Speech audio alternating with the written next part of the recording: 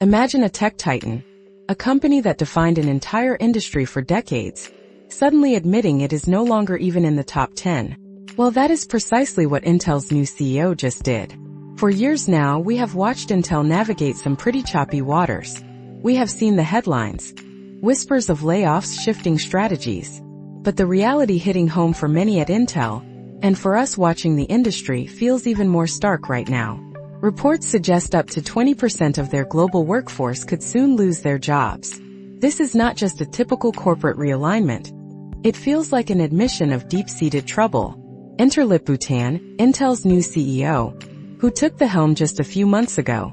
He recently held a candid Q&A with employees, and the tone, well, it was anything but sugar-coated optimism. His predecessor, Pat Gelsinger, spoke of a slow, steady turnaround, a gradual climb back to the top. Tan, though? He is moving with a much bigger hammer, not just trimming the fat but seemingly performing aggressive surgery.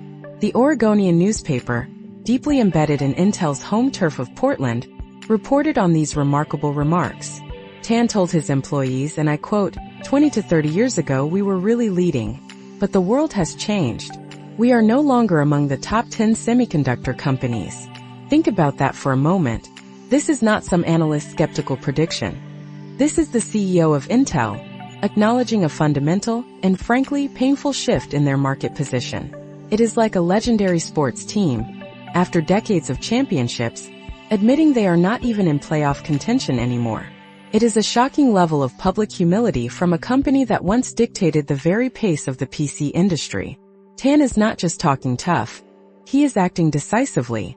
Since taking charge, he has begun aggressively divesting non-core assets, shutting down entire product lines, and even outsourcing parts of their marketing and press operations.